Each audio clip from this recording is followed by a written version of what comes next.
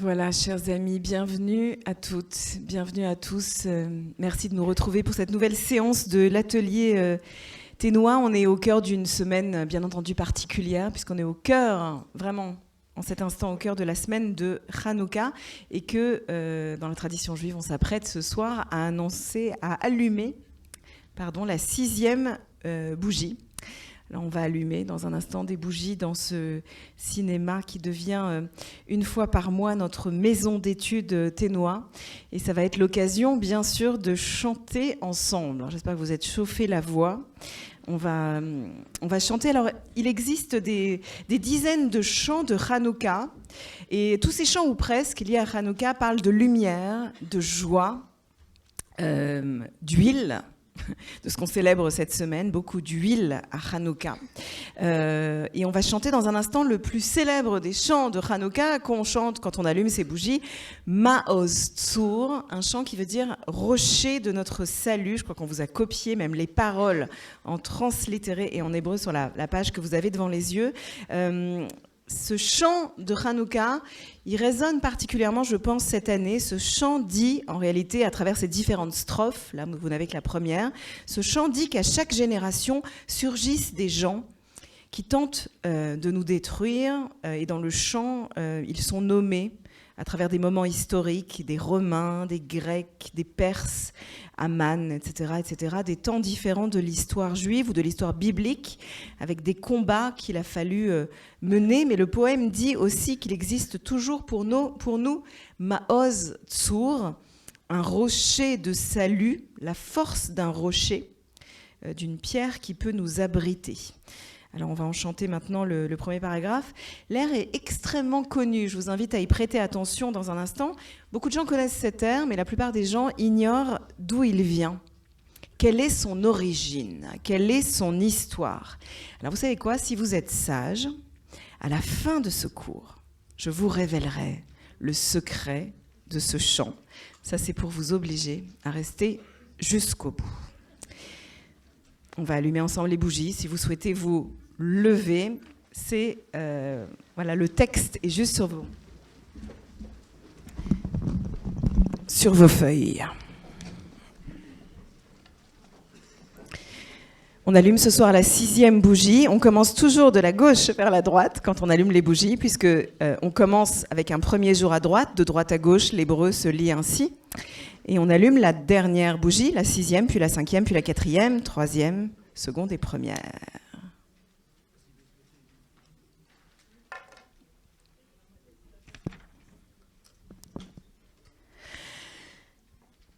Baruch atah Adonai Eloheinu melech haolam asher kideshanu b'mitzvotav וציוונו להדליק נר שבר חנוכה. ברוך אתה אדוני אלוהינו מלך העולם שעשה ניסים לאבותינו בימים ההם בזמן הזה. מעוז צור ישועתי לך נעלה לשבח תיקון בתפילתי לשם תודה נזבח לתכין מטבח מצרם נבח אז אגמור בשיר מזמור חנוכת המזבח אז אגמור בשיר מזמור חנוכת המזבח. Joyeux Hanouka à vous tous et bonnes fêtes de fin d'année et fêtes de lumière dans vos vies. On va s'asseoir et commencer notre atelier d'études.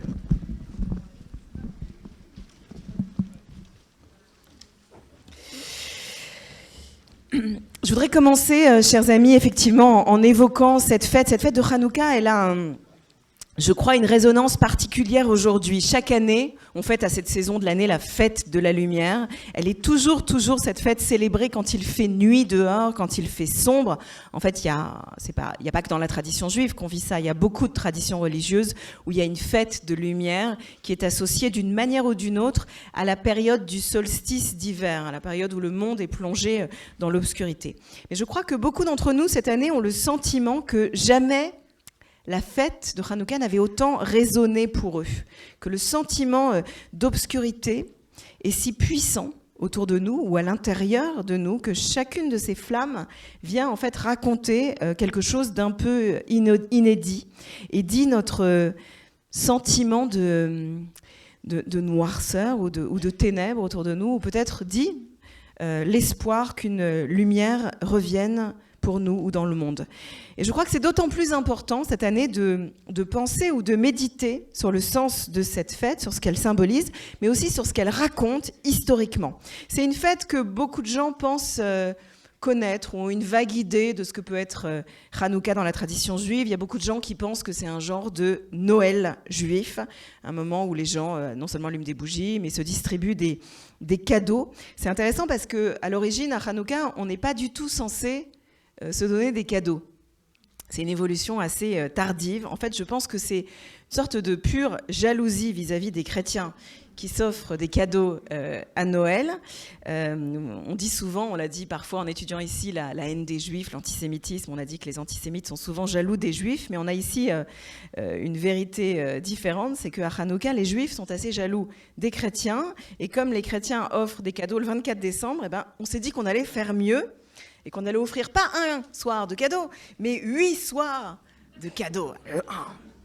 8 soirs où on allume des bougies. C'est un chiffre, le 8, c'est un chiffre que les kabbalistes adorent. Les kabbalistes, ils adorent les chiffres en général, mais certains ont un sens plus important selon eux que d'autres. Par exemple, les kabbalistes nous disent que le 7, c'est un chiffre extrêmement important parce que le monde a été créé en 7 jours, que 7, c'est donc la création du monde. 7, c'est le chiffre de la nature.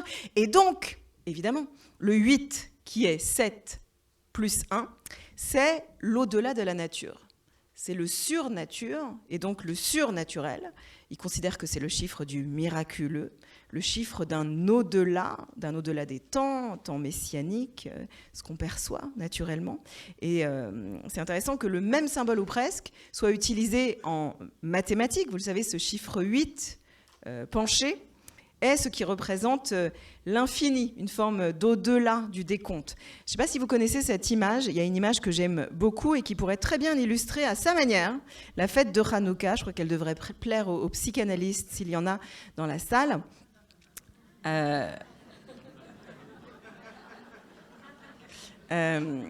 Voilà, à Hanouka, en fait, ça pourrait être une illustration de Hanouka. Ça, voilà. À Hanouka, on célèbre, c'est la fête du 8, et donc une espèce de conscience de l'infini.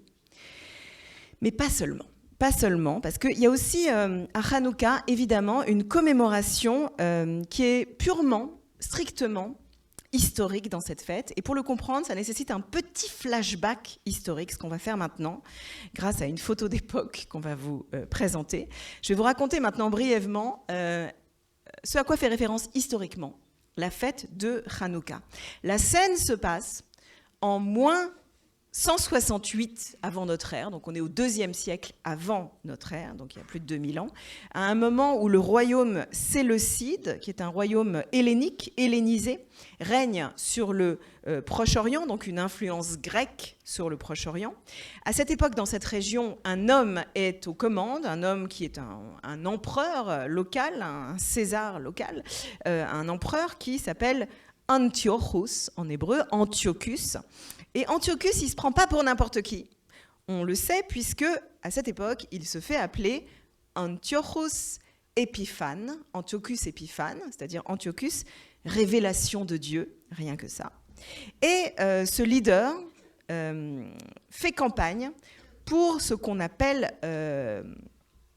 ce qu'on appellera plus tard dans l'Empire romain la Pax Romana, mais enfin là on est dans le temps des Grecs, pour l'idée d'une unification des pratiques dans tout son empire pour des raisons d'apaisement politique et pour des raisons de cohérence culturelle.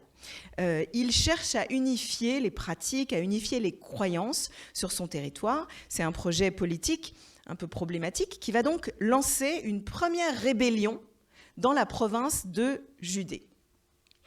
Et en représailles à cette rébellion populaire, Antiochus va passer à l'étape suivante et il va pénétrer dans le temple, c'est l'image que représente ce qu'il y a, je crois, en cet instant au-dessus de ma tête. Il entre dans le temple de Jérusalem et il va le vandaliser, y instaurer un culte païen avec des idoles sur l'autel du temple, oi vavoy, oi gewalt, oi vei. Et c'est à ce moment-là que la rébellion va gagner en puissance, vous vous en doutez. Un dénommé Mattathias, d'une famille de prêtres, de Kohanim, une famille qui vit dans une petite ville qui s'appelle Modi'in, va prendre la tête à ce moment de l'histoire d'une très grande révolte. Mattathias est entouré de ses 5 fils, Jonathan, Simon, Judas, Élazar et Yochanan. Judas est sans doute le plus connu, souvent on fait référence à lui dans cette révolte, on parle de Judas Maccabi, Yehuda Maccabi, et il lance une sorte de guérilla contre le pouvoir structuré, le pouvoir hellénique. 3 ans plus tard, on est donc en moins 165 avant notre ère, cette petite armée des Maccabim, petite armée de rien du tout, va remporter de grandes victoires contre l'Empire hellénique et parvient à reconquérir le temple de Jérusalem et donc va officiellement le reconsacrer. Au moment où ils entrent dans le temple et ils vont à nouveau le consacrer au service de l'Éternel, on est à une date particulière, on est le 25 Kislev, le 25e jour du mois de Kislev de cette année-là, et il rallume la Ménorah, et c'est pour cela, donc lié à cet épisode historique, que nous allumons ces lumières pendant 8 jours. Alors, vous allez me dire, comment tu le sais ? Comment tu sais tout ce que tu viens de nous raconter ? Prouve-le. Où est-ce que c'est raconté ? C'est pas dans la Bible. Et c'est vrai. Ce n'est pas dans la Bible. Et ça, c'est un point intéressant. Parce que, vous savez, dans la Bible, dans le canon biblique hébraïque, il y a plein de récits historiques. On raconte l'histoire d'Esther, on raconte l'histoire de, Samson et Dalila, Jérémie, Isaïe et plein d'autres prophètes. Mais l'histoire des Maccabim n'apparaît nulle part.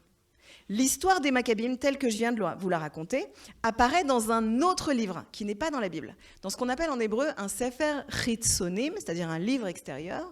En bon français, ça s'appelle un livre apocryphe. Qu'est-ce que ça veut dire ? Que c'est un livre qui existe, mais qui, pour une raison particulière, n'a pas intégré le canon biblique. Les rabbins, à un moment donné, ont décidé, et c'est intéressant, les rabbins ont décidé quel livre, autour des premiers siècles, intégrerait le canon biblique juif et quel livre n'intégrerait pas le canon biblique.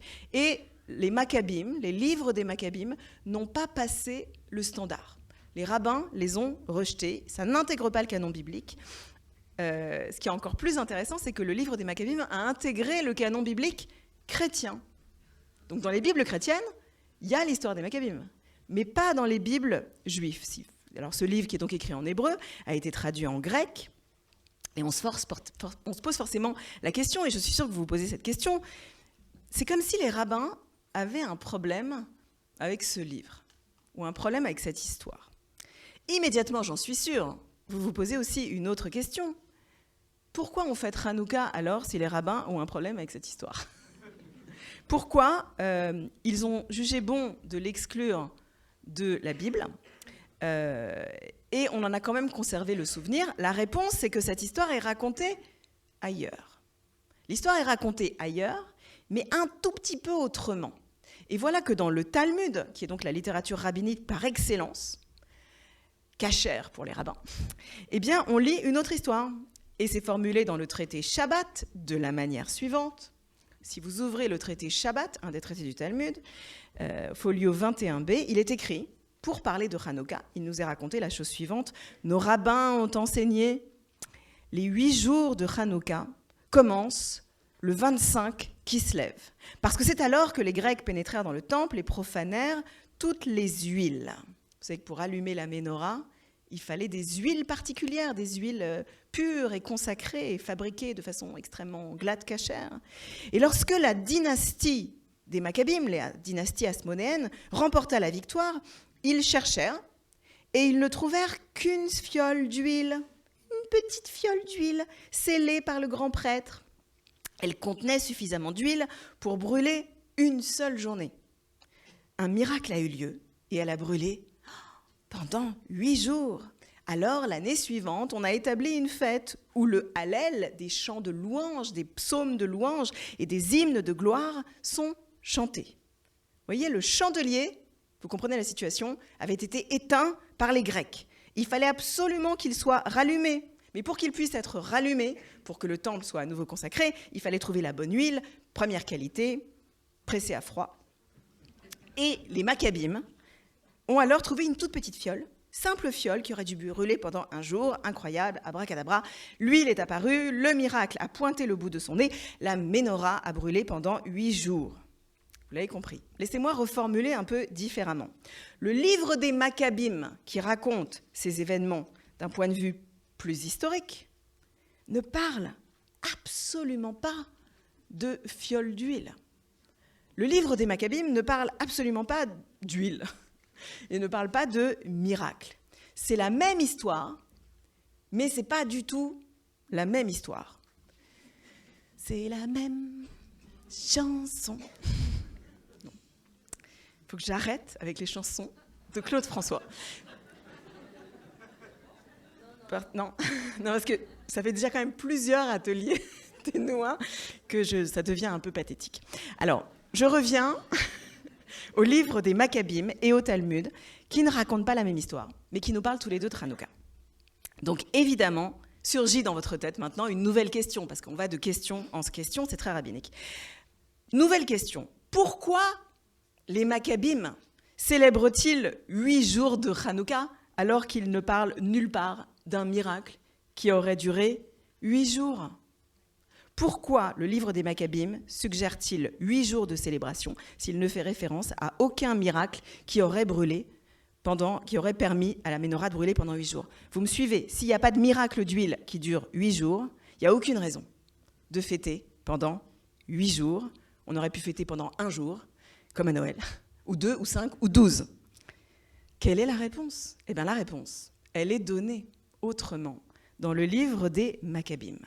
Je vous le disais, les Maccabim entrent le 25 Kislev dans l'enceinte du temple qui a été profané pendant des mois et des mois. Pendant des mois et des mois, on a assisté à un culte païen, un culte qui n'était pas un culte traditionnel. Et il faut restaurer ce culte juif. Ça signifie que depuis un moment déjà, depuis des mois et des mois, les sacrifices qui auraient dû avoir lieu au temple n'ont pas pu avoir lieu. Le culte habituel qui devait avoir lieu au temple n'a pas pu avoir lieu. Et donc, les pèlerinages habituels qui devaient avoir lieu au temple, les moments où les gens se rendaient à Jérusalem pour ces sacrifices, n'ont pas pu avoir lieu. Ça a été interrompu depuis longtemps.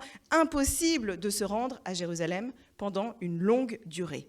Or, parmi les fêtes de pèlerinage les plus importantes qui auraient dû avoir lieu avant le mois de Kislev, mais qui n'ont pas pu avoir lieu puisque le temple avait été profané, il y a une fête extrêmement importante qui, à l'époque, était la fête de pèlerinage la plus importante de l'année, le moment où chacun venait à Jérusalem pour apporter un sacrifice. En principe, cette fête, elle avait lieu à la fin du mois de Tishri, c'est-à-dire dans le calendrier juif, il y a à peu près 1 mois et demi. Et clairement, cette fête, elle n'a pas pu avoir lieu cette année-là. Comment s'appelle cette fête ?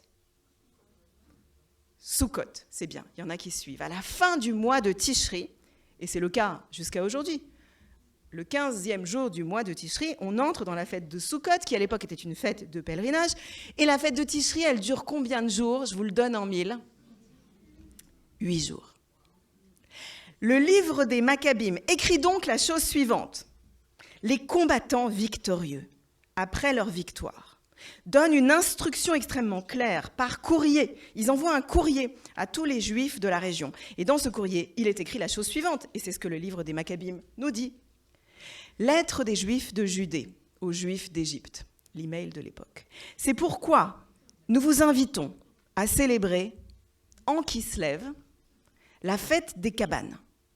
Ils célébrèrent avec joie pendant 8 jours, comme un Sukkot, en portant des loulavim, vous savez, ces herbes qu'on secoue pendant la fête des cabanes de Sukkot, et ils entonnèrent des hymnes, comme on entonne à Sukkot le Hallel des chants de gloire, à la gloire de l'Éternel.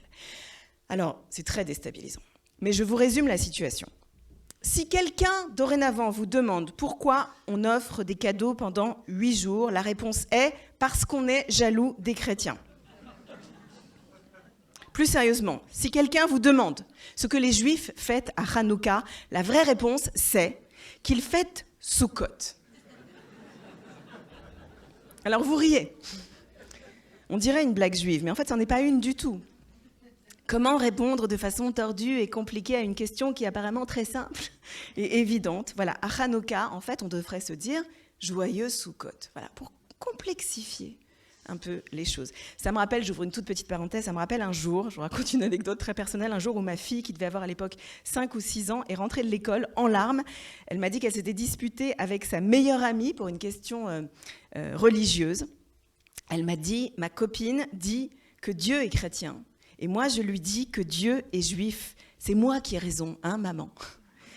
Et là, j'ai dit à ma fille, je lui ai répondu qu'elles avaient toutes les deux tort, parce que les chrétiens, eux, pensaient que Dieu était juif. Mais nous, les juifs, non seulement on ne pense pas qu'il est juif, mais on n'est même pas sûr qu'il existe. Et là, ma fille m'a regardée avec des grands yeux, désespérée. Elle est partie jouer à autre chose, mais vous voyez, c'est le même genre de réponse que ce que je viens de vous donner sur Hanouka et Sukkot. En fait, qu'est-ce que ça nous dit? Ça nous dit que l'histoire est toujours beaucoup plus compliquée que l'image simplifiée qu'on en a. Mais c'est toujours plus intéressant comme ça, en réalité. Pourquoi les rabbins, maintenant posons-nous une question fondamentale, pourquoi les rabbins se sont débarrassés de l'histoire des Maccabim pour ne conserver que la version talmudique différente? La réponse, elle est assez simple. Vous allez le comprendre si on oppose les deux narratifs. D'un côté, il y a un récit militaire, en fait, de victoire humaine, avec des combattants qui vont prendre les armes pour vaincre. Et de l'autre côté, il y a un récit théologique, où tout à coup le divin se manifeste, fait des miracles, pour une humanité qui en est d'une certaine manière passivement témoin, ou qui doit peut-être activement le percevoir. Mais s'opposent là deux récits, qui correspondent en fait à deux philosophies. Est-ce que vous croyez qu'il faut dans l'histoire prendre les armes pour se défendre? Ou est-ce que vous croyez qu'il faut attendre qu'un miracle se produise pour que les conditions changent? Et en fait, ce qu'on comprend du Talmud, c'est qu'il semblerait que les rabbins qui éditent le Talmud entre le 2e et le 6e siècle de notre ère, c'est-à-dire plusieurs siècles après la révolte des Maccabim, aient eu besoin, dans le contexte spécifique où ils vivaient, d'appeler les populations juives à ne pas se rebeller contre le pouvoir en place. À ne pas se rebeller contre le pouvoir en place, au nom de la paix, peut-être, au nom de la conciliation avec des puissances environnantes, comme s'ils avaient été un peu gênés par le récit du livre des Maccabim.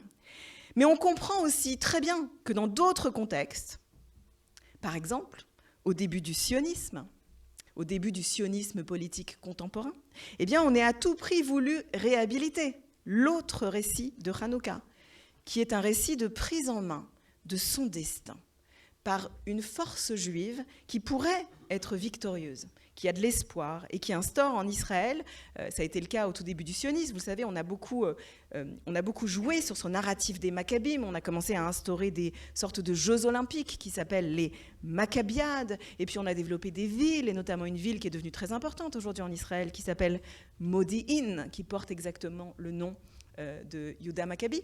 Et dans ce contexte, on le voit bien, le premier récit de Hanouka, celui des Maccabim, celui du livre des Maccabim, reprend tout son sens. On peut dire, en reprenant des mots qui ont la cote auprès des présidents des grandes universités américaines ces dernières semaines, « It depends on the context ». Tout dépend du contexte, de ce que vous avez aspiré à faire avec vos contemporains. Et tout dépend, et c'est le cas pour les deux récits de Hanouka, de l'idéologie dominante du temps où cette histoire est racontée.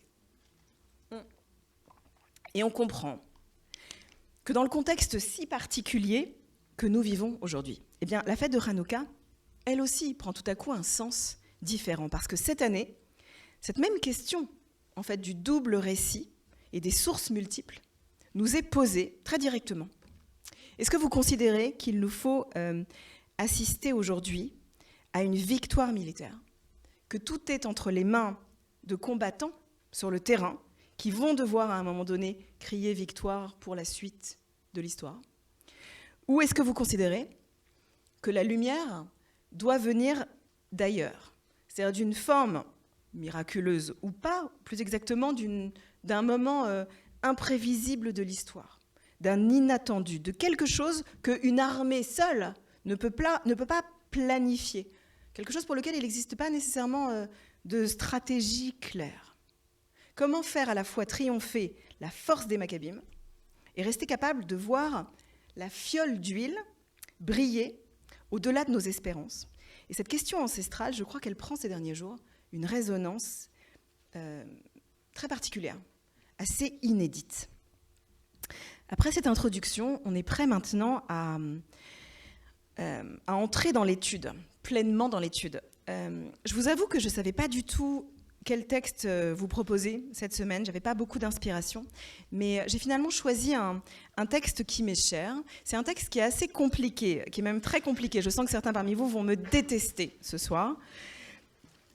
Je ne pense pas qu'on va réussir à l'éclairer complètement, à l'éclaircir, peu importe combien de bougies de Hanouka seront allumées. Ce texte, certains s'en souviennent peut-être, ceux qui étaient là tout au début des ateliers Ténois, on a étudié ce texte quand on était encore, je crois, installé rue des Rosiers. Ça remonte à il y a quelques années, pour ceux qui ont connu cette période légendaire. Et puis ce texte, j'en ai fait une interprétation partielle dans un de mes livres qui s'appelle « Réflexion sur la question antisémite ».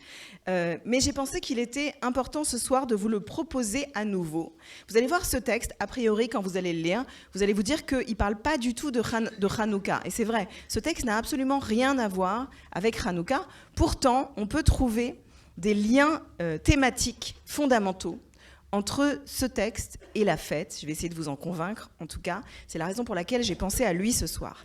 Vous le savez, on l'a dit il y a un instant, Hanouka, ça raconte de façon schématique l'opposition entre la puissance dominante, une forme d'impérialisme, qui dans le cas de Hanouka est une puissance grecque, sous les traits de Antiochus, face à un peuple juif qui, lui, représente la volonté d'une particularité, d'un certain particularisme qui pourrait se préserver dans le monde. Et cette notion de l'opposition entre un empire unificateur et des Juifs est très fréquente dans le Talmud. J'ai donc choisi de vous faire étudier l'histoire d'un souverain, qui est en fait un petit empereur, qui est appelé dans le texte un César, c'est le mot qui est utilisé, et cet empereur qui règne sur la région, voilà, sur l'Israël d'aujourd'hui, eh bien, est connu dans le Talmud pour son antisémitisme, comme c'est original.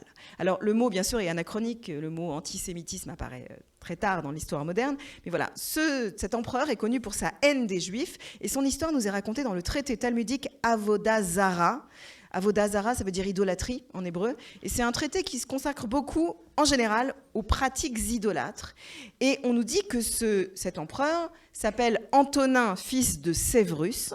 Antonin, fils de Séverus, il déteste les Juifs, et on apprend à ce moment du récit que parmi ses conseillers, il y en a un, hors du commun, qui va sortir du lot, un homme qui va réussir à contrer la parole d'Antonin, ou en tout cas tenter de le faire.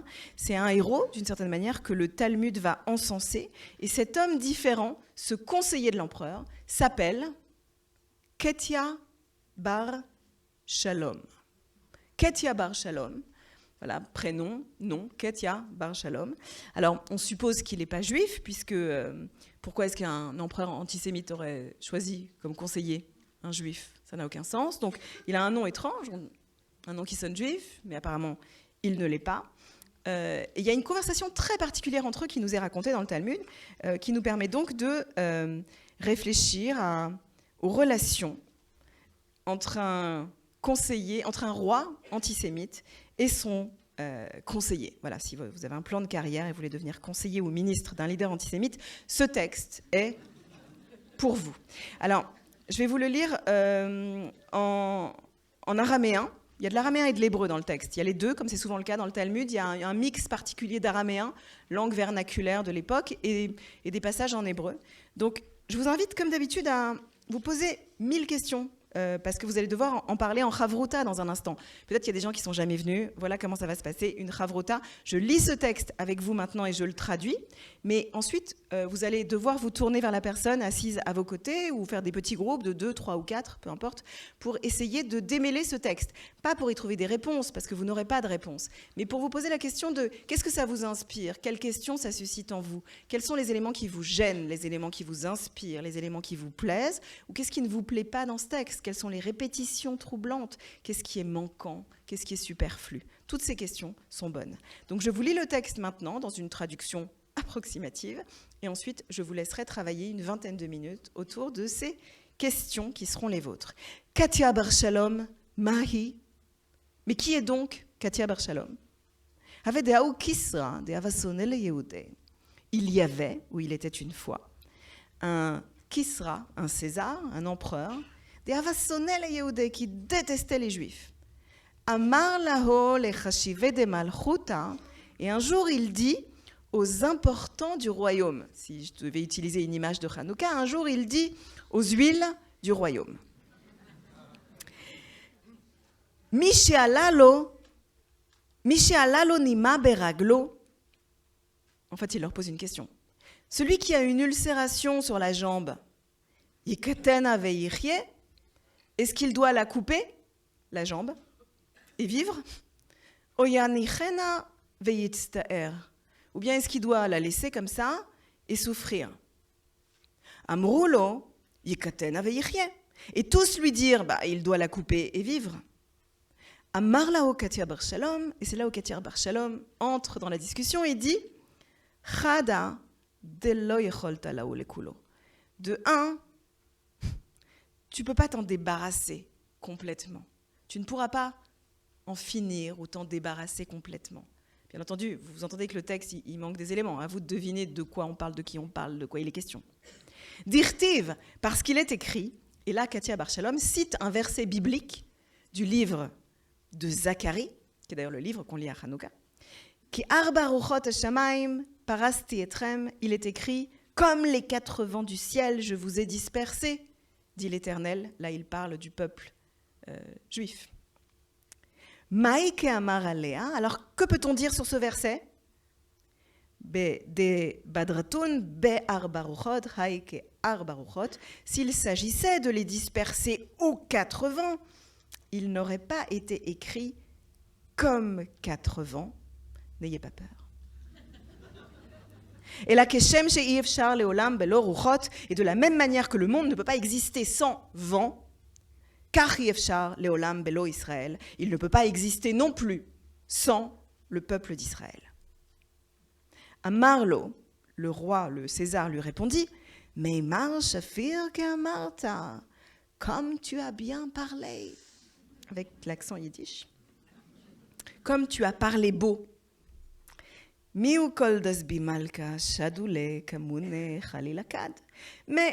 quiconque humilie le roi doit être jeté dans une fournaise circulaire. Avanaktin ve'azlin, et tandis qu'on s'emparait de lui, de Katia bar Shalom, et qu'on l'emportait, Amrele achi matronita, voilà qu'une matrone lui dit, Oi, le ilfa de azla de l'omersa. Oi, pauvre navire qui se met en route sans avoir payé la taxe de passage. Nafal, alors là ça devient de mieux en mieux, Nafal al-risha de orlaté. Il est tombé sur son prépuce. Kata'a. Et il l'a déchiré. Ça arrive. Amar, et il dit, Yahavit mirse, chalafit ve'avret, celui qui paye la taxe, l'échange contre le passage. Fin de cet extrait. Ah, je vous avais prévenu, hein. Alors, chers amis, à quoi pouvez-vous vous intéresser dans ce passage, par exemple, si vous ne savez pas du tout dans quelle direction aller? Il y a des médecins peut-être parmi vous qui peuvent expliquer s'il est possible ou pas de tomber sur son prépuce et le déchirer, je ne sais pas.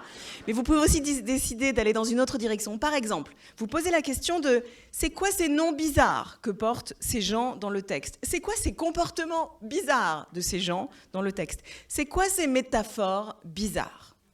Qu'est-ce qu'elles vous inspirent?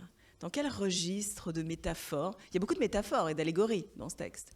Beaucoup d'allégories, en fait. Pourquoi ces allégories? Qu'est-ce qu'elles vous inspirent à vous? Est-ce que vous les associez à d'autres textes, d'autres légendes, d'autres cultures, d'autres moments bibliques? Je ne sais pas. Quelles sont... Autre question que vous pouvez vous poser, comment ces personnages dialoguent-ils? Quelles sources intellectuelles utilisent-ils? Quelles sont leurs sources d'inspiration? Enfin, toutes ces questions, vous voyez, sont importantes. Est-ce qu'il y a des répétitions qui vous troublent? Mais surtout, il y a évidemment... On va dire 3 questions qui doivent vous guider dans cette étude. C'est quel rapport avec Hanouka? Quel rapport avec la situation actuelle? Peut-être quel rapport avec l'antisémitisme aujourd'hui? Ou quel rapport avec le conflit israélo-palestinien aujourd'hui? Et peut-être vous demandez tout simplement, c'est quoi ou c'est qui la lumière de cette histoire? 20 minutes de Chavruta, je circule pour vous aider et ensuite on étudie ça ensemble, bien évidemment. Bon courage à vous.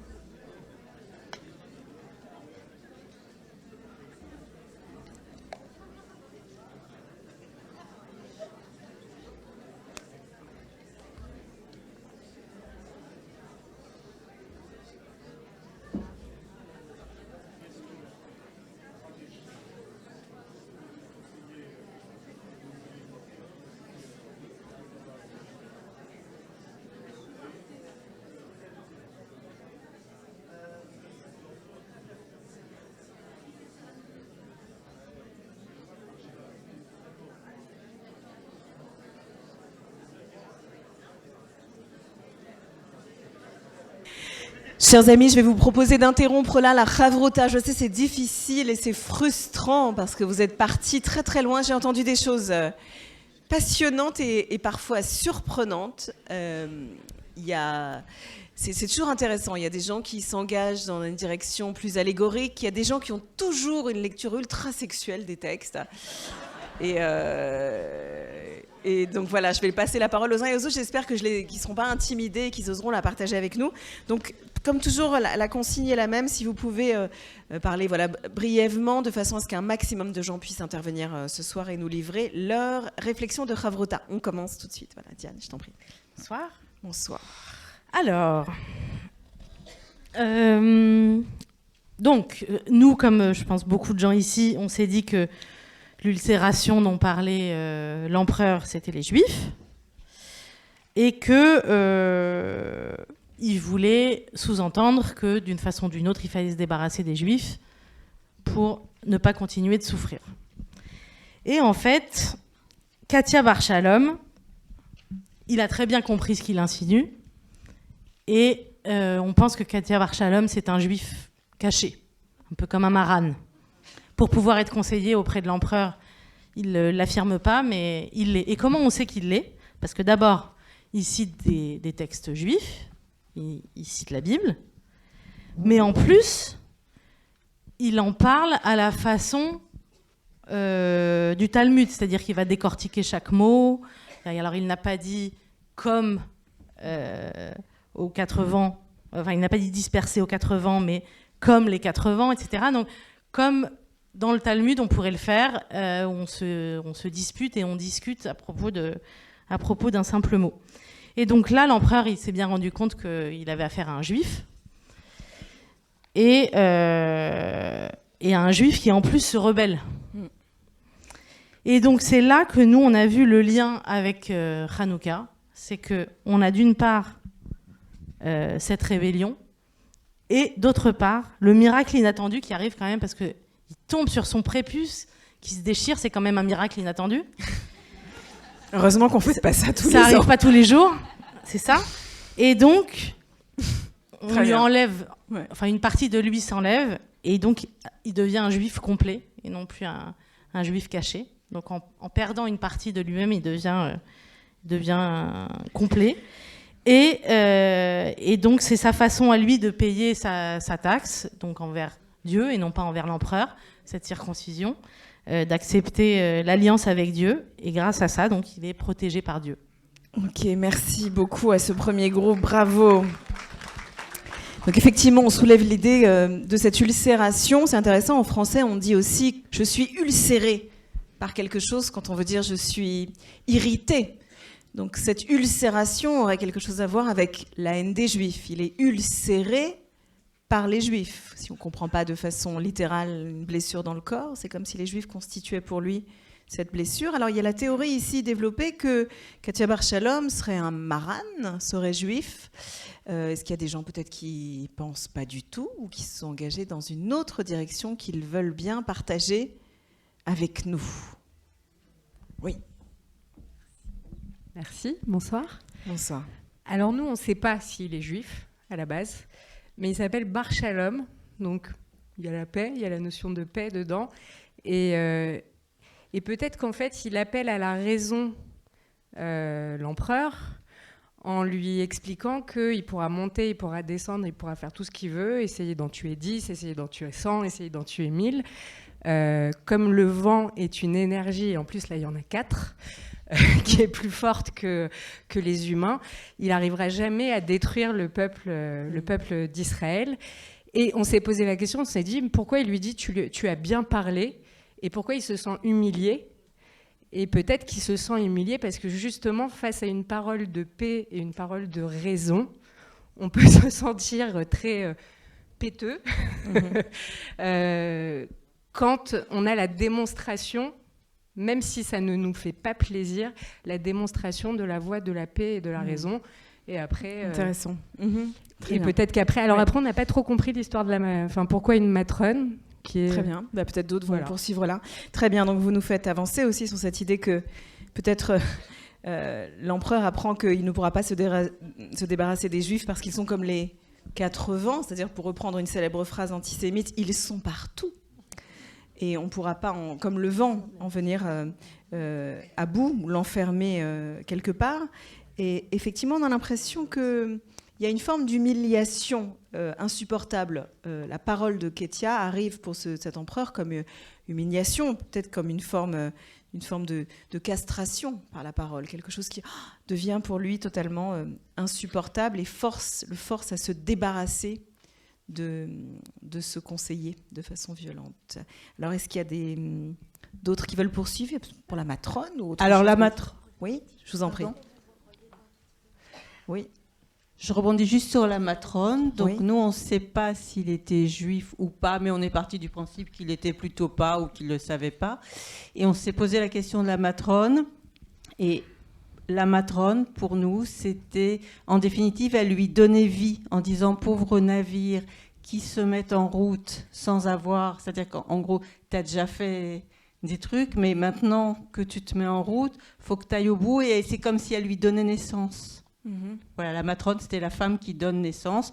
Il tombe sur son prépuce, le pauvre garçon, et il devient effectivement juif.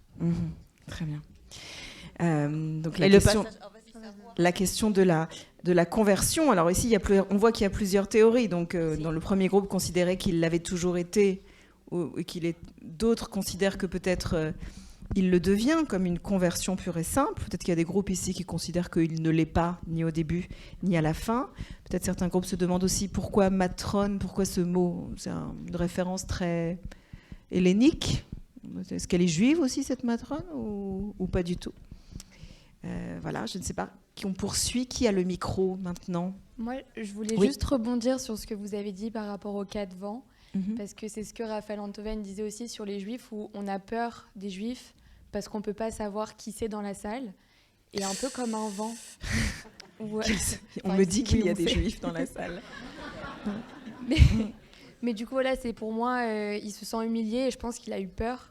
Parce que du coup, il s'est dit, est-ce que c'est un juif, est-ce que ça l'est pas? Très bien. Il s'en est pas forcément rendu compte avant. Donc, pour moi, voilà, ça parle un peu de cet antisémitisme-là. Voilà. C'est intéressant parce qu'au même moment où apparemment, et peut-être il se demande si son conseiller est juif, il reconnaît la beauté de sa parole. C'est-à-dire qu'on associe Comme si, qu'est-ce qu'il lui reproche en fait? D'être, de parler, une jalousie particulière. Ouais, c'est très bien, merci.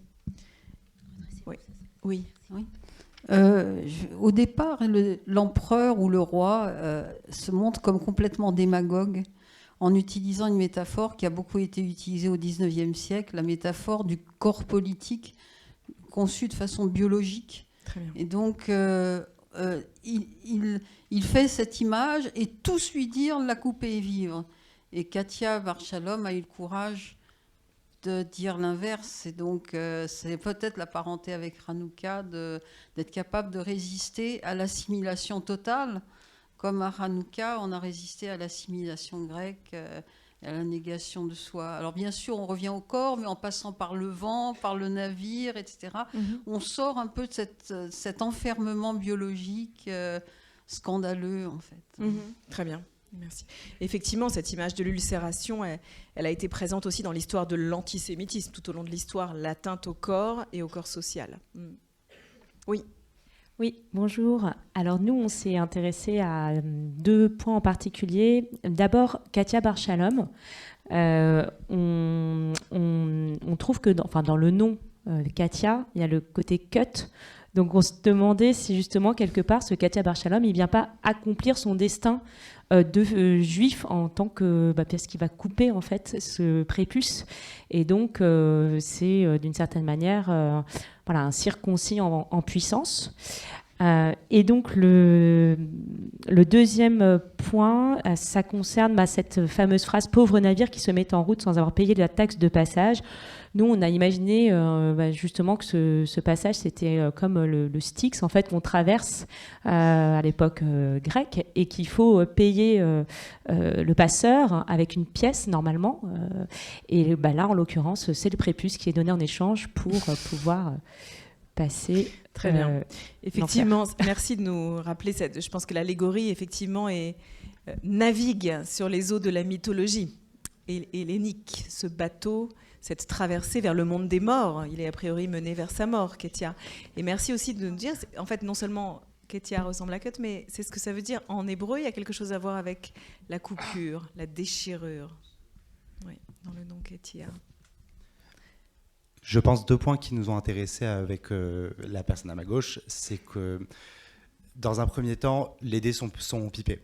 Peu importe ce que vont dire les conseillers du roi, le roi a déjà son avis. Ils auraient pu tous être contre, le roi aurait quand même voulu adresser sa volonté. Et c'est pour ça que le roi le tue, parce qu'il est contre lui, enfin que le roi l'envoie dans une fournaise circulaire qui est peut-être un éternel recommencement d'histoires qui se répètent dans nos traditions, de gens qui veulent nous tuer, nous qui ne mourrons pas, qui veulent encore nous tuer, mais on refuse toujours de mourir, etc. Et ce qu'on a entendu dans cette question de taxe pour le passage, du moins quand c'est relié à la question de Hanouka, c'est d'un passage peut-être d'une obscurité à une lumière en faisant cet échange qui est très courant chez nous, mais chez aussi d'autres peuples, d'allumer des bougies comme dans une offrande. Très bien. Notion d'une forme de sacrifice ou d'offrande. Oui. Oui, Yael, il y a plusieurs personnes qui... Merci. Oui. Nous, on s'est intéressé à la notion de chiffres et de 4 notamment, où on s'est demandé pourquoi il ne disait pas comme 4 vents du ciel, mais comme les 4 vents du ciel. Et on s'est dit que c'était une forme d'unité qui avait 4, ça peut être les 4 membres, ça peut être les 4 éléments, les 4 points cardinaux, etc. Et donc, en fait, il lui disait que tu ne pourras pas te couper d'un de tes membres, parce que tu mourras. Et peut-être ça fait le rapprochement avec le 2-1, tu ne peux pas t'en débarrasser entièrement. De 1 étant, c'est pas de 1 puis de 2, c'est de 1, il parle de l'unité, peut-être, donc on s'est interrogé sur cette notion. Très bien, bravo. On va prendre encore, si vous le voulez bien, 2 ou 3 personnes. Oui.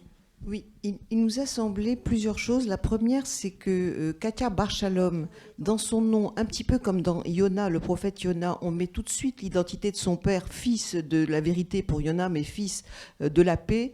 Et il y a un autre lien avec Yona, qui est le prophète rebelle, qui refuse l'ordre qu'on lui donne, c'est l'histoire du navire. Donc première chose, peut-être un lien du côté rebelle, du côté de Jonas avec le côté du navire. Et deuxième chose, grand lien avec Abraham, puisque Abraham, le premier qui rentre dans la circoncision, l'échange par le passage, le premier ivri, celui qui va passer, et bien sûr le lien avec la fournaise. Très bien. Donc on revient vers les origines. Parfait. Je prends encore 2 ou 3 maximum prises de parole, parce qu'après, sinon, j'aurais plus rien à dire. Oui. Oui, donc juste une petite remarque à partir de Matronita. Moi, ça m'a fait penser au mot, effectivement, Matrona, qui peut signifier la Shekhinah. En même temps, c'est un mot très intéressant parce que c'est un mot du coup... La Shekhinah, c'est la présence féminine de Dieu dans le monde, oui. Et c'est un mot intéressant parce que c'est un mot latin qu'on utilise pour désigner la présence qui va soutenir et accompagner le peuple juif dans son exil.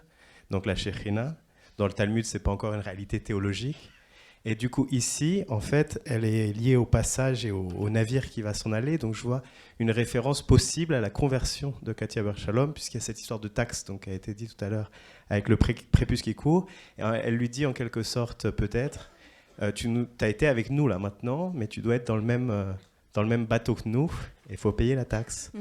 Et donc en quelque sorte, il y a une référence à quelque chose, à mon avis, de très très politique. Historiquement, il y avait des juifs dans l'Empire romain qui étaient judaïsants, mais qui n'étaient pas forcément convertis. Donc là, j'ai l'impression que c'est une sorte de a take on that. Mais je sais, ouais. Très bien, intéressant. Merci. Très intéressant. Oui. Alors nous, on s'est dit plusieurs choses, notre groupe. D'abord, la matrone, c'est une maman, on s'est dit, et peut-être sa mère, qui le regarde en disant, le pauvre, d'abord, le lien au navire est lié aux 4 vents.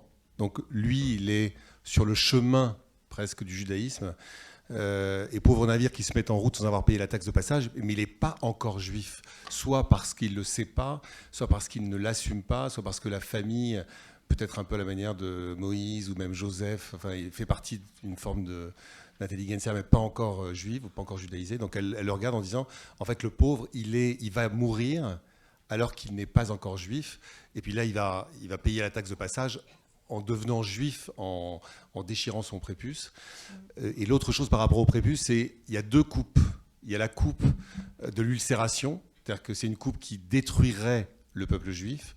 Et là, la deuxième coupe, c'est la coupe du prépuce qui fait de lui un juif. Donc, dans un cas, une destruction, et dans l'autre cas, une création. Et le lien aussi qu'on a trouvé à Hanouka, c'est la Brit Mila qui se fait à 8 jours.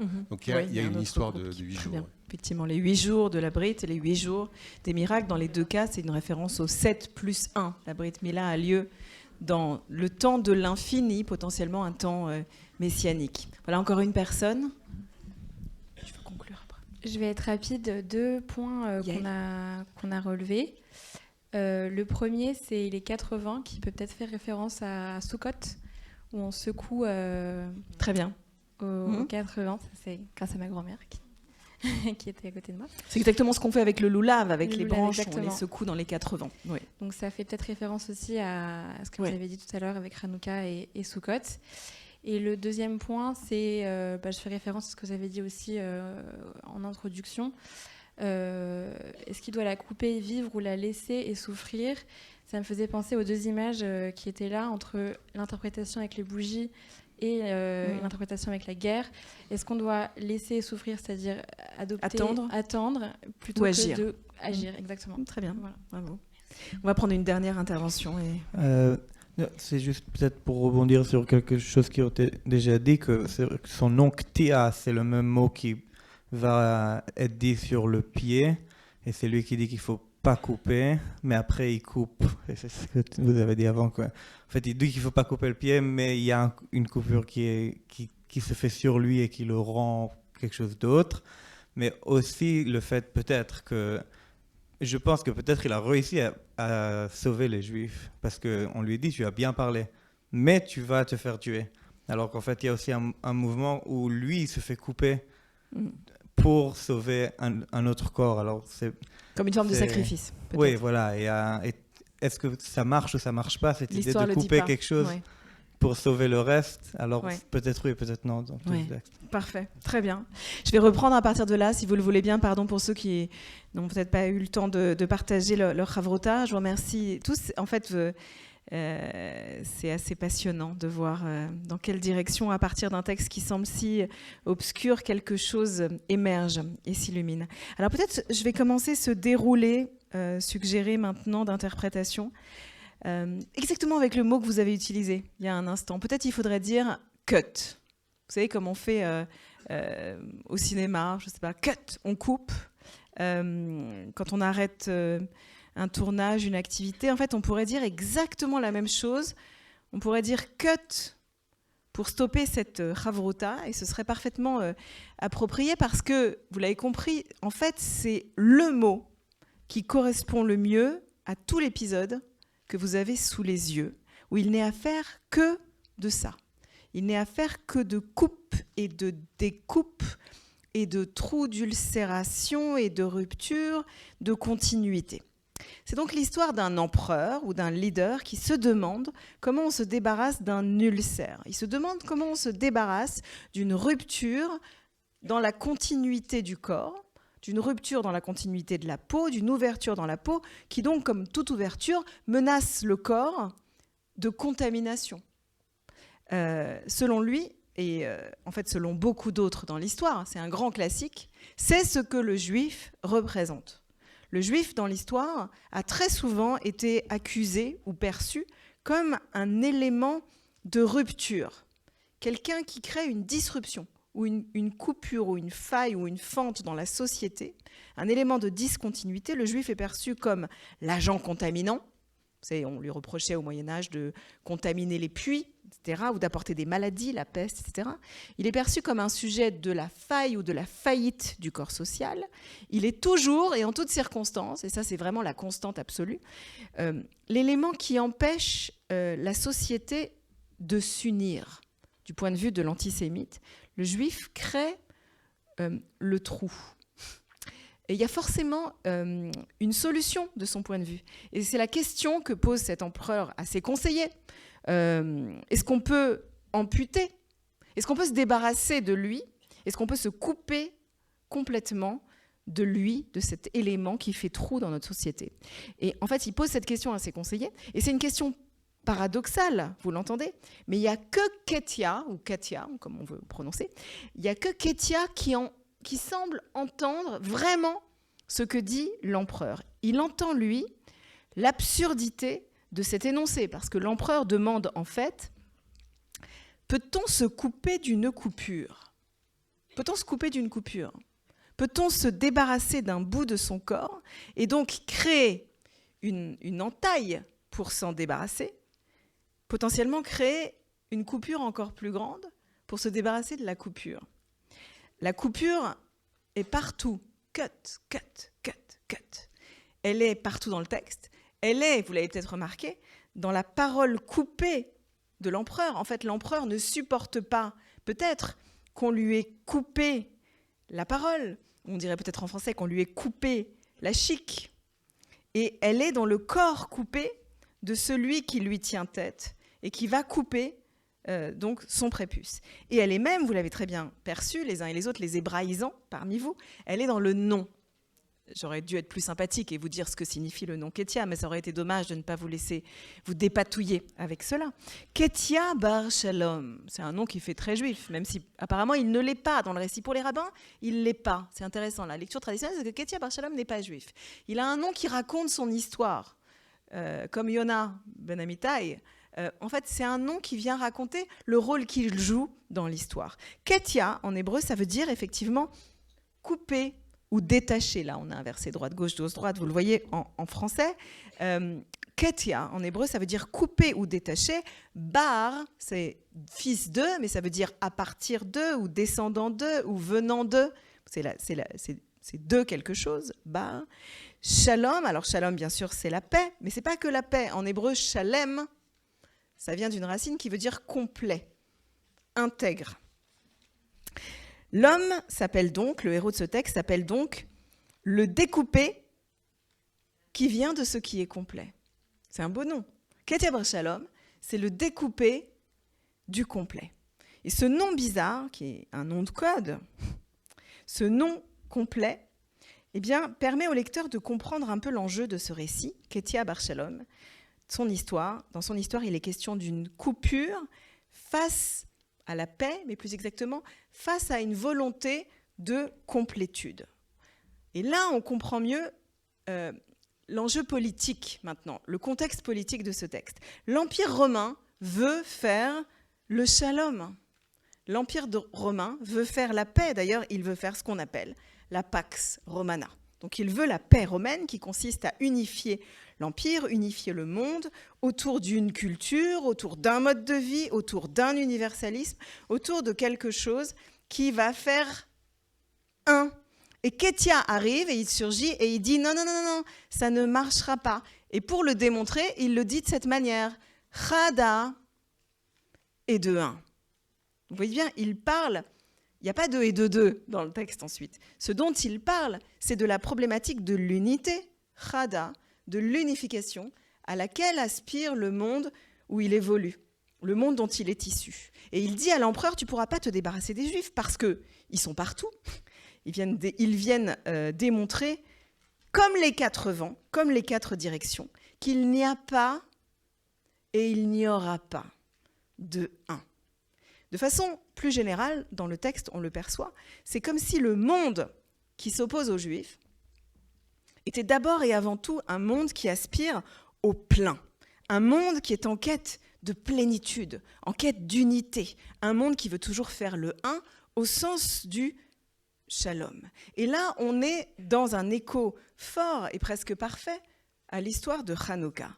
Parce que le monde de la Pax Romana, c'est en réalité l'héritier, ou presque le même monde, que le monde d'Antiochus Épiphane, qui cherche exactement à faire la même chose, à se débarrasser dans l'Empire, sous sa responsabilité, de ce qui est différent, de ce qui semble couper de l'unification apparente, ce qui semble empêcher l'unité, l'uniformité du corps social ou du corps tout court, qui, de leur point de vue, est toujours la clé de la paix.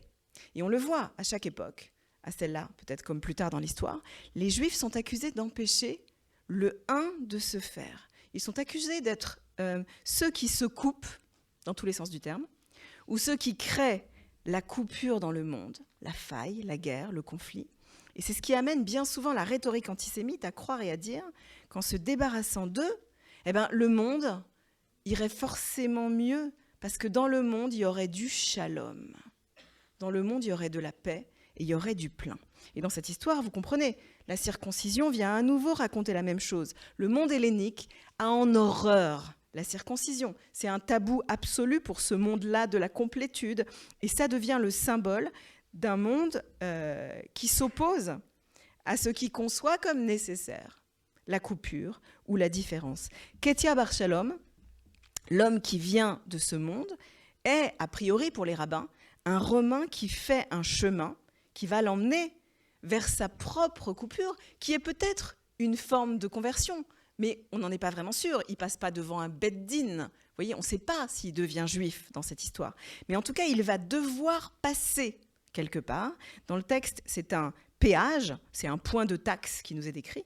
C'est-à-dire que littéralement, il devient celui qui passe, et celui qui passe, comme tu nous l'as rappelé, en hébreu, ça porte un nom. Celui qui passe, en hébreu, ça se dit ivri. Le mot hébreu, ivri, la avor, ça veut dire le passeur, le passage. Comme dans tout ce passage, il y a donc une traversée, et on voit bien que qui dit traversée dit témoin de ce passage. Et ici, qui est le témoin de ce passage, vous l'avez compris, c'est matroneta, une matrone.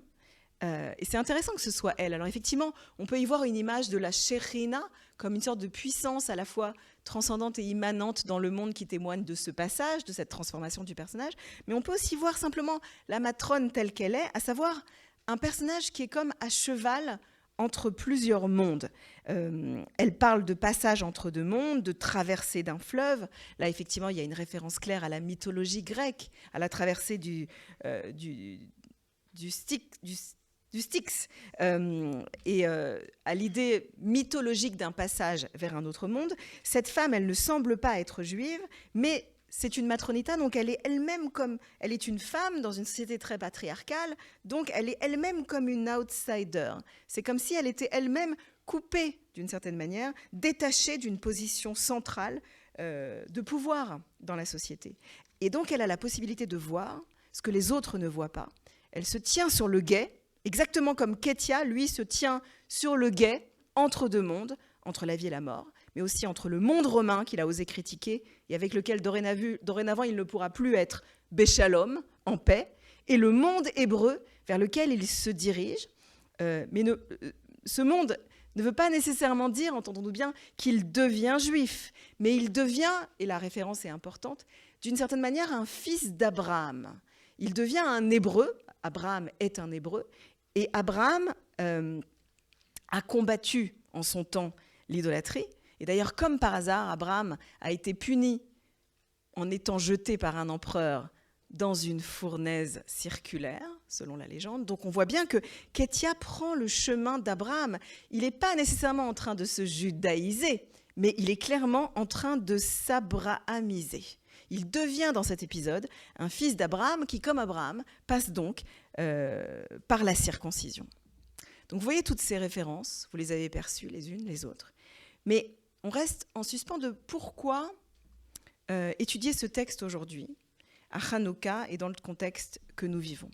Et je dois vous avouer que chaque fois que je lis ce texte, ces derniers temps, je ne peux pas m'empêcher de penser à ce que nous traversons actuellement.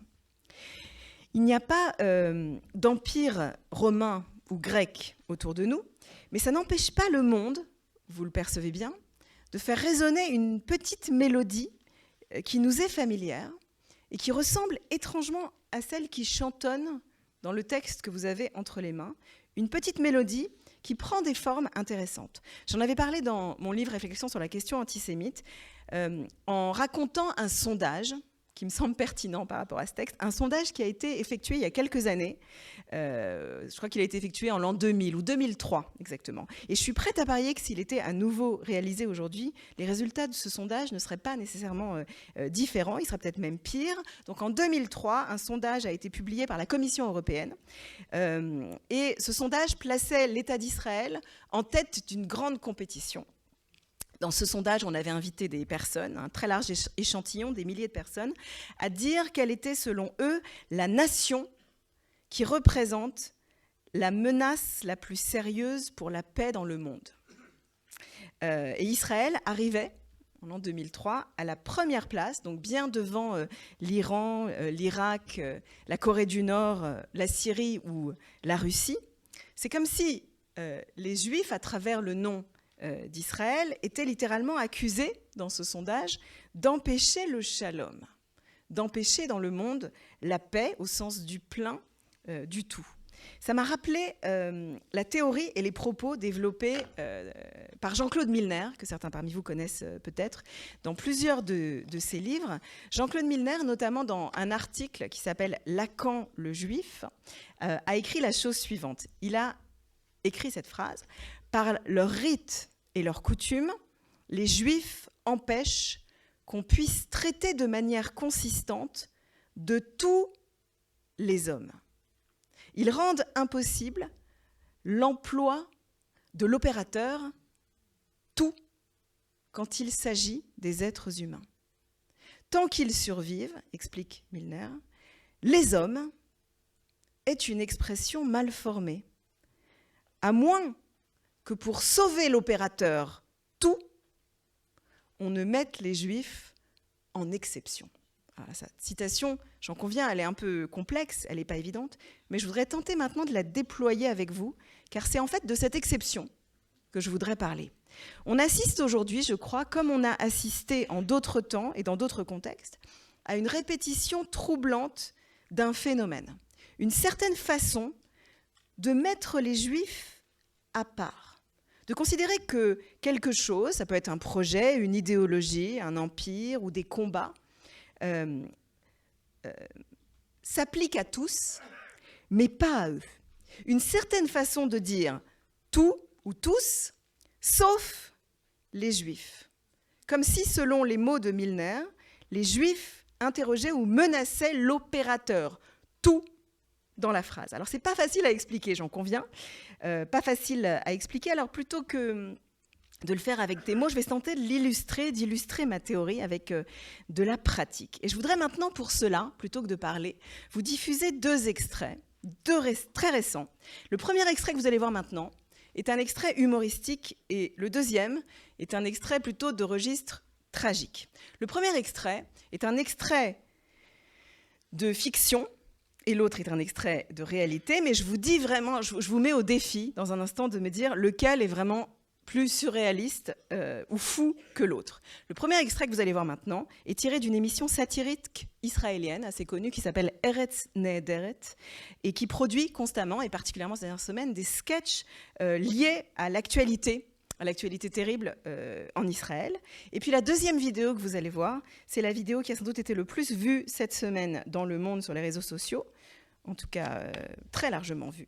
L'audition des présidents des universités américaines par des parlementaires, où le moment où la réalité dépasse la fiction. Tout de suite, 2 extraits tour à tour, l'un après l'autre.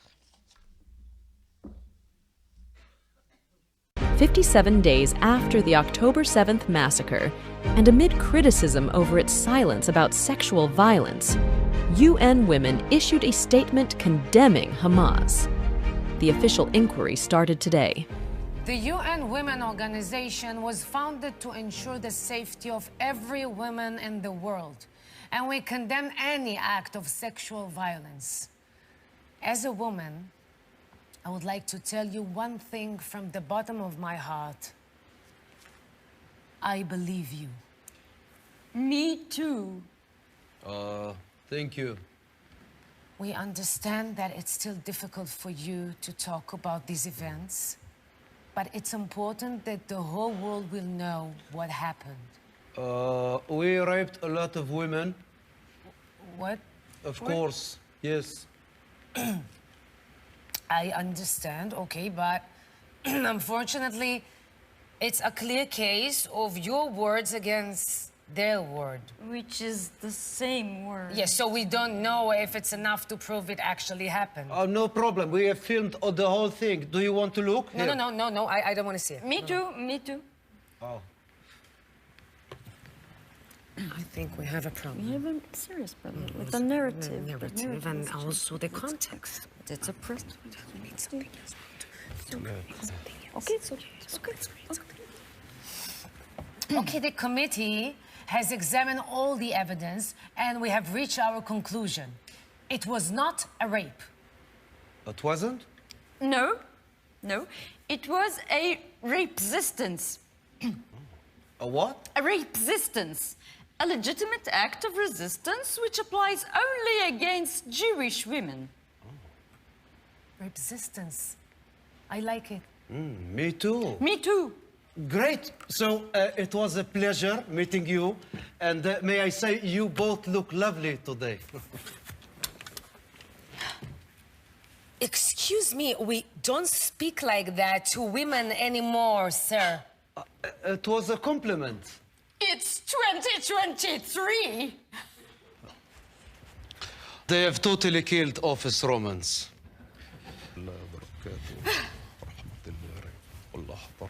Ms. McGill, at Penn, does calling for the genocide of Jews violate Penn's rules or code of conduct? Yes or no? If the speech turns into conduct, it can be harassment, yes. I am asking, specifically calling for the genocide of Jews, does that constitute bullying or harassment? If it is directed and severe or pervasive, it is harassment. So the answer is yes.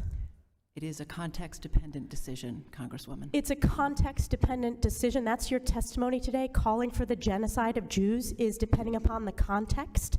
That is not bullying or harassment. This is the easiest question to answer yes, Ms. McGill. So is your testimony that you will not answer yes? If it if the yes speech or becomes no? if the speech becomes conduct, it can be harassment. Yes. Conduct meaning committing the act of genocide? The speech is not harassment. This is unacceptable, Ms. McGill. I'm going to give you one more opportunity for the world to see your answer. Does calling for the genocide of Jews violate Penn's code of conduct when it comes to bullying and harassment? Yes or no? It can be harassment. The answer is yes. And Dr. Gay, at Harvard, does calling for the genocide of Jews violate Harvard's rules of bullying and harassment? Yes or no? It can be, depending on the context. What's the context? Targeted as an individual, targeted at an individual. It's targeted at Jewish students, Jewish individuals. Do you understand your testimony is dehumanizing them? Do you understand that dehumanization is part of anti-Semitism? I will ask you one more time. Does calling for the genocide of Jews violate Harvard's rules of bullying and harassment? Yes or no? Anti-Semitic rhetoric. And is it anti-Semitic rhetoric? Anti-Semitic rhetoric when it crosses into conduct that amounts to bullying, harassment, intimidation, that is actionable conduct, and we do take action.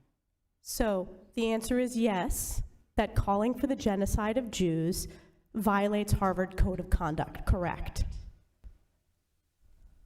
Again, it depends on the context. It depends on the context. Ça m'a coupé la voix. Voilà. Chers amis, encore quelques minutes, pardon, dans un extrait humoristique et dans l'autre, malheureusement réaliste, vous l'avez vu il y a un instant, se produisent en fait le même phénomène. Il est clair, pour celui qui accepte la théorie de Milner, que le juif est dans ces deux extraits comme le nom de l'exception, particulièrement si ce juif est sioniste. On pourrait appeler ça l'exception avec un S, c'est un exceptionnisme. Voilà, ça l'exceptionnisme. Dans le premier extrait, vous l'avez vu, on rit d'un phénomène très perturbant. En fait, le féminisme mondial cherche à soutenir les droits des femmes, particulièrement défendre des femmes victimes de violences partout dans le monde. Son soutien s'applique et se consacre à tous et à toutes, sauf, on le comprend, depuis le 7 octobre aux femmes juives. Pour elles, on met parfois leurs paroles en doute, ou alors on considère que la lutte contre le colonialisme, une grille de lecture centrale d'une partie du monde aujourd'hui universitaire ou décolonial, fait du viol une résistance, un outil légitime de combat de révolte, une arme qui, ailleurs, menace les femmes, sauf les juives. Et ce « sauf les juifs » est encore plus à l'œuvre, on le voit dans le second extrait, très troublant, où évidemment il est clair à tous que l'appel à la violence, sans même parler de génocide, l'appel à la violence ou simplement l'agression verbale contre n'importe quelle minorité sur un campus ou n'importe quel groupe humain serait évidemment contraire à la politique d'un campus américain. C'est vrai pour tous, sauf pour les juifs. Et se développe là, c'est troublant, se redéveloppe aujourd'hui un phénomène ancestral déjà exploré par le Talmud et souvent mis à l'œuvre dans l'histoire. L'attaque contre les Juifs se fait non pas au nom de la guerre, mais au nom du shalom, au nom de la paix, de l'unité, non pas au nom d'une volonté de se couper d'eux, mais au nom d'une volonté de faire du un, qui croit que les Juifs, par leur présence, empêchent d'une certaine manière de construire ce un, de faire un, de faire tout, un tout qui est évidemment fantasmé. Mais quelle importance!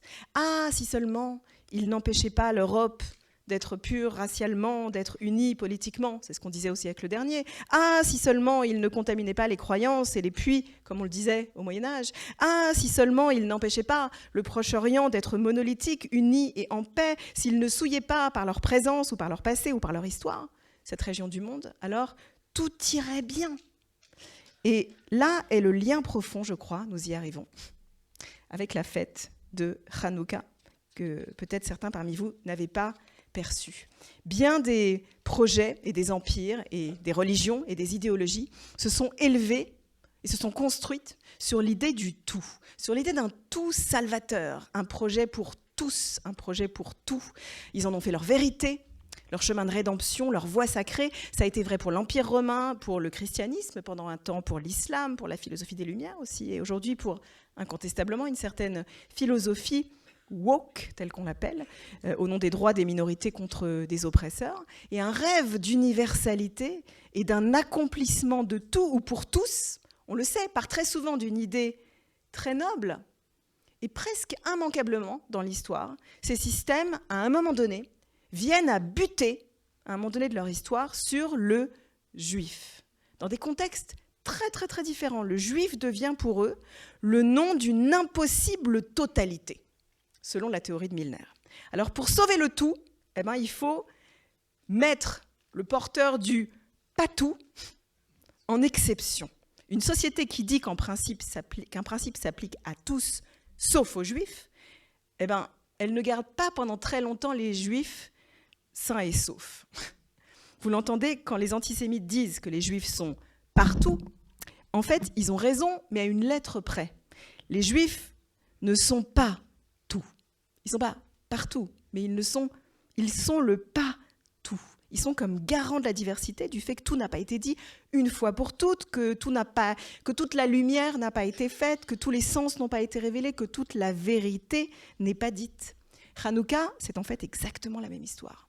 On raconte un temps où une pensée une a voulu s'imposer, exactement comme à chaque génération, des idéologies de suprématie où du un cherche à s'imposer, à imposer une doxa. Et le peuple juif devient pour eux ce qui les empêche de la réaliser, comme si c'était le caillou dans leurs chaussures idéologiques. Exactement comme dans le récit de Hanouka, je crois qu'il nous revient de nous rappeler qu'une histoire se raconte toujours de bien des manières, qu'il n'y a pas un message à apporter et à méditer, mais toujours plusieurs, comme dans Hanouka, qui entrent en dialogue. Et il nous revient aussi de nous demander, et cette question est clé aujourd'hui, qui peut rallumer les lumières au cœur de cette obscurité? En fait, la question pourrait s'énoncer ainsi. Qui sont les Ketia Bar Shalom de l'histoire, des justes qui savent se tenir, être en chemin et être exactement comme dans la chanson de Hanouka, de puissants rochers de salut, Maoz Tsour. Et c'est ce qui m'amène, en conclusion, à l'origine du chant Maoz Tsour, vous l'aviez oublié. Peut-être certains sont restés jusque-là en attendant pour entendre la réponse à mon petit défi de tout à l'heure. La réponse à l'origine du chant de Maoz Tsour est à la fois simple et surprenante. La mélodie du Maoz Tsour, très juive, est en fait un chant protestant qui était pendant très longtemps joué dans les temples protestants. Donc vous voyez, le chant le plus juif qui soit nous a été prêté par ceux qui ne le sont pas. Et c'est intéressant parce qu'eux ne le chantent plus, à ma connaissance, on ne chante plus ça dans les temples protestants, mais nous avons dans notre tradition la trace de notre rencontre avec eux. Et vous le voyez à nouveau, tout dans Hanouka nous dit il n'y a pas de un. Il n'y a jamais une seule façon de se raconter son histoire, une seule origine, pas plus qu'une façon de savoir tout ce que l'on doit à l'autre pour être vraiment soi. Nous ne sommes jamais, jamais tout seuls. Nous ne sommes jamais le tout de notre monde. Nous ne sommes pas tout tant que nous ne sommes pas dans la gratitude d'un autre qui a placé et qui, je l'espère, placera encore de la lumière sur nous. Merci à vous.